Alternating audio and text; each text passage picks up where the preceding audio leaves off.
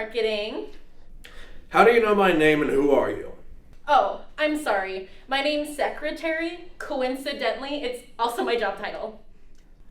And what are you doing in my new office? Oh, I work here. For who? Oh, I work for you. You say "oh" a lot. Oh, I know. And how exactly do you work for me? A nice Semitic man told me to take care of you. Wait, Solomon? I think that was his name. Where is he now? Oh, I was sunbathing on the runway when he gave me his business card and instructions, and then he got on a plane and flew away. You were sunbathing on the tarmac? Oh, I thought it was the beach. I was wondering where all the water went, though. So you're working for me now?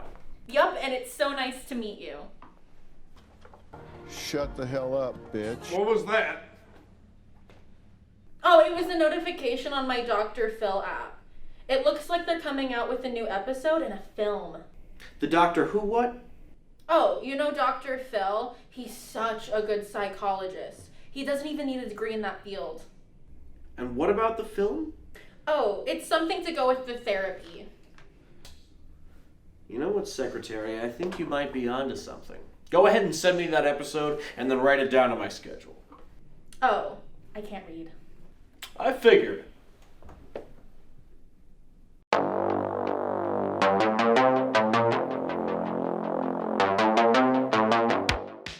Today on Dr. Phil.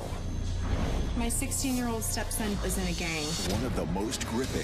I've seen people die or people kidnapped. Never thought that would be my son. Most revealing episodes ever. You've mugged people. Yes. How do you feel good about that? I don't feel good. I just felt in control. Young and privileged. They have completely brainwashed you. And in a deadly gang. You said the only way getting out is dead. This sounds like you're all in. I am all in. Why do you care about them more than us? I'm going to ask a question I have never asked a teenager before in my entire life. Have you committed murder? Him. That's the one you're going to ask that question to? I mean, just look at his outfit. He looks like he got kicked out of a Smash Mouth concert for being too cringeworthy. Street wars and unthinkable violence. Retaliation for murder and rival bad blood. Drug dealing and human trafficking. Sounds like I'm talking about a plot line for a Hollywood movie. Oh, a Hollywood movie, you say, Dr. Phil. Now, you'll want to keep that in your brain because it will definitely come up later. But trust me, this is no feature film. This is real, and it's happening a lot closer to your home than you might think. Yes, be afraid, white suburbanites, for the fake doctor on television has set itself to DEFCON 4. Now, later in the show, we're going to meet a young man who at just 14 years old was caught up in a deadly street gang. His story is so unbelievable, it really was turned into a movie, with the characters played by some of Hollywood's biggest stars. And here we're beginning to see where Dr. Phil turns into a sellout. Also, he's calling James Woods, Spencer LaFranco, and some guy named Taboo Hollywood's biggest stars. What the fuck is a taboo? But first, 16-year-old Bill's parents fear for their son's life ever since he joined a gang affiliated with one of the most dangerous and violent groups in the country. Take a look. Ah, Billy. Now, as we move along, you'll begin to hear a lot more about Billy, the pudgy little 16-year-old Dr. Phil is exploiting for his 50-minute episode. Now, 16-year-old Bill says that as an active gang member, he's seen it all. But I don't want to talk about just what you've seen. I want to talk about what you've done. What's he done? By the looks of him, all he does is eat Funyuns and jerk off. Billy is literally the personified antonym of the word intimidating. Have you committed murder? I've had to commit murder before. You've had to commit murder before. Yeah. So tell me what happened. Well, the person wasn't cooperating, and I needed to earn my first stripe. So they handed me the gun. So I did what I had to do. Now, before we go any further, it should be mentioned that everyone who goes on the Dr. Phil show is ugly. Everyone. Honestly, Dr. Phil is the most attractive one up there, and he looks like if Mr. Potato Head was botanically accurate. The man is a walking vegetable with a mustache. The girls in the gang don't have any money. They ran away from home. We're giving them a place to stay, so they gotta give us whatever we want. Oh, now it's getting interesting. That could range from sex to burglary to murder. You could just walk up to a girl and ask her what you want. It was her duty to give it to you. Duty? What is she, Horatio Nelson at Trafalgar? Performing your duty as an admiral is pretty far removed from blowing a 16-year-old Wigger, don't you think? He is having unprotected sex with 2 different girls that are in the gang. The idea of him having a gang baby, a baby raised up in this awful lifestyle. Uh-oh! It's a gang baby alert!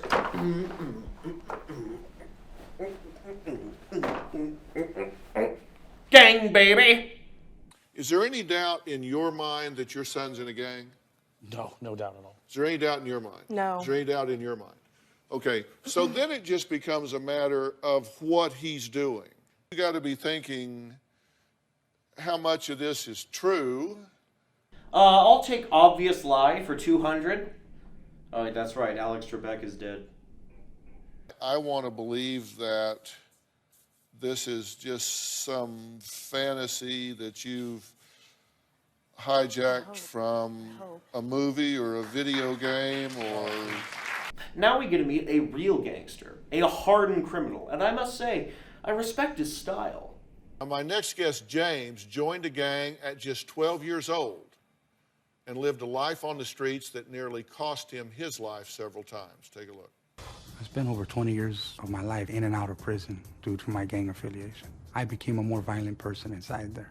I became a monster. The best way I would describe prison is lonely, it's miserable, it's cold, it's heartless, and there ain't no one in there that cares about you.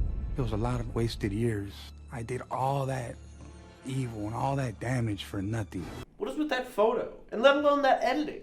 How I would describe this photo is crazy, ridiculous, laughable, but above all, it also happens to be the screensaver on my phone. This is real. This isn't a joke. This is real. It's been on my phone for a month. Look at me. Fucking ridiculous. He looks retarded. Do you understand how look?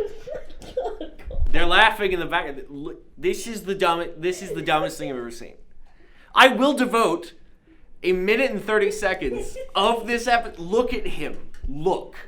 This guy killed people. Look at his fucking face. I hate him, and I love him at the same time. Cut. I understand, wanting to be respected. I understand wanting to be loved, but be your own man, be a leader. You have a nice, big, loving family. What are you thinking? I mean, come on, S.A. You're in a good spot. You got a loving family who are way above the recommended daily caloric intake. Their favorite movie is Jack and Jill starring Adam Sandler, and they regularly get into verbal arguments with a Pakistani employee at Walmart. Why throw all that away? I want to add somebody to this conversation because joining us via Polycom is Sonny Hostin, former assistant U.S. attorney and CNN legal analyst, good friend of mine and a good friend of the show. Sonny, how you doing? Wow, I'm in shocked about some of the things that I've been listening to for the past hour almost. I mean, bottom line is, Dr. Phil, this is something prosecutors live for, and we put people like Bill away every single day. And here we get to our second piece of advertising, and that is Polycom. Now, if you're not familiar with Polycom, that's probably because you were born after 1964. Polycom is basically Zoom, but shittier. And they just so happen to be partnered with Dr. Phil. Thank you so much for weighing in on this. All right, next, his shocking and gritty gang story became an inspiration for a movie filled with some of Hollywood's biggest names. We'll meet him after the break.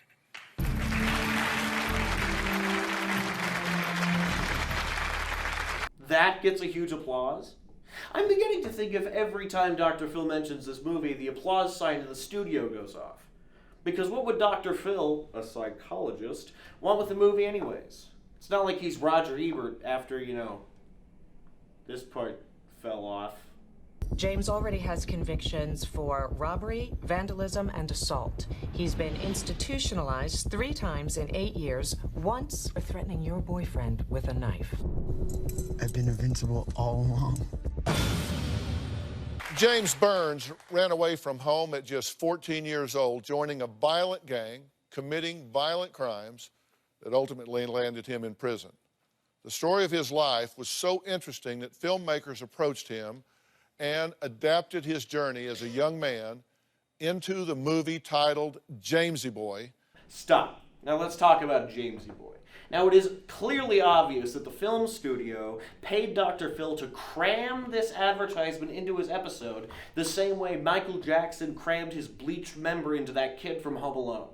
That's exactly how violating this advertisement is. They're tantamount to each other. Also, fun fact, the film has a 22% on Rotten Tomatoes. But Dr. Phil clearly needs the money, as his target audience are all dying from COVID or being currently wheeled out of nursing homes and dumped onto the street.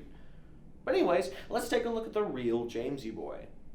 And then you got convicted of felony armed robbery. Yeah. Right? And it was 14, but they put you in adult prison. I was charged as an adult, and I got sentenced to 12 years.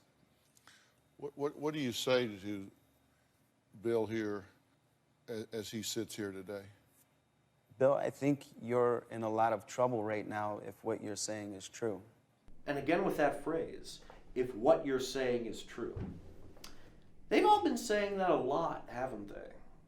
Next, after hearing both James' stories, is Bill willing to never speak to these people again? Is he willing to make a stand and make a turn? Or is he going to wind up dead or in prison? Now we're almost to the end. However, Dr. Phil does have to plug that one last advertiser. I'll guarantee you, if he's involved in this gang, there are a list of felonies that can be brought to bear on this young man. And his parents, you need to understand, he's told you what you wanted to hear before. He goes home, the phone rings, he'll answer it, and be right back out there. You know it, you know it, and you know it. I would argue at this point that the parents don't know anything. I feel as though they're being manipulated by their child as well as Dr. Phil. But the strange part is Dr. Phil doesn't have any history of manipulating poor families for TV ratings. Oh, wait. I'm going to offer you an alternative.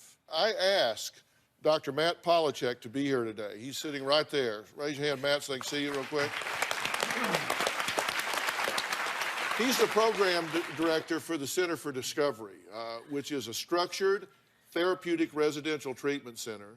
Now, I don't know if you know a lot about Dr. Phil, but he has partnered with a myriad of rehabilitation businesses. And if you don't know about rehabilitation businesses, they're often hyper expensive and also partially effective. However, Dr. Phil only cares about that paycheck now, doesn't he?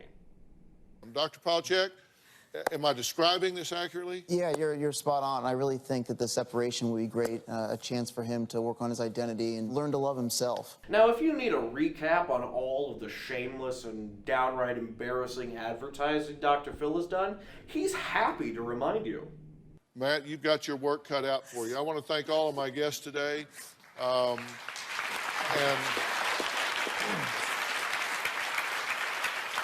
a special thanks to James for sharing his story. James, thank you for sharing your story. And also to James Burns for allowing this inspirational movie to be made. And listen, there's some language in this movie, I get that, but this is one you may want to watch with your kids. You may want to just say, you're going to have to earmuff during part of this, but I want you to see the reality of the choices that you can make out there. That's right. You just heard Dr. Phil advise his viewers that their children should watch a violent, gang-related, R-rated movie. The things greed can do to a man. This is a well-done movie. I think it is worth finding. I think it is worth watching. Special thanks to Matthew Polycom and the Center for Discovery for their outstanding ability to help troubled teens and their families, and to help Bill and his family. Also, a special thanks to West Shield, the experts in transporting teens, and a special thanks to Sunny Hostin for lending her expert advice. So we've had a lot of things, a lot of resources brought to you today. I hope you grab a hold of them. Thanks for being here. So long. And that's it. That's the episode. Nothing but shameless advertising for a shitty movie under the guise of it being therapeutic. How could it get any worse? Oh, I know. After the show, the district attorney's office in Bill's hometown was notified about the homicides he claimed he was involved in, and they opened an immediate investigation. As I said in the show, I was skeptical about these claims and suspected Bill might be fabricating these stories from possibly watching movies or playing violent video games. Oh, you mean like the very film you were advertising? And if you were skeptical from the beginning, why present it as if you're talking to an actual teenage murderer? Could it be that you're nothing but a fat, lazy, ignorant, southern guy with a decent mustache who's also a liar? And money hungry. And a cunt. We cooperated with the district attorney's office, and they recently notified us that after a thorough investigation, they found absolutely no corroboration for Bill's claims. And there it is. The whole thing was a lie. Every part of it. You knew it from the beginning. I knew it from the beginning. Dr. Phil knew it from the beginning. So if you have any doubts that Dr. Phil isn't a bullshit liar and fake psychologist, I hope this video answered it for you. How was the Dr. Phil episode, sir? It was ridiculous. The kid wasn't even in a gang in the first place. Oh, I really hate it when them fake OGs try to impersonate my brothers. If I see them around these streets, I'll pop a cap in their cracker ass. What did you just say? Oh, I'm affiliated. Sure, yeah. Listen here, you honky motherfucker. If you think I'm on some weak shit, then you're dead fucking wrong. I'm sorry. You better fucking be. All right, I'm off to lunch.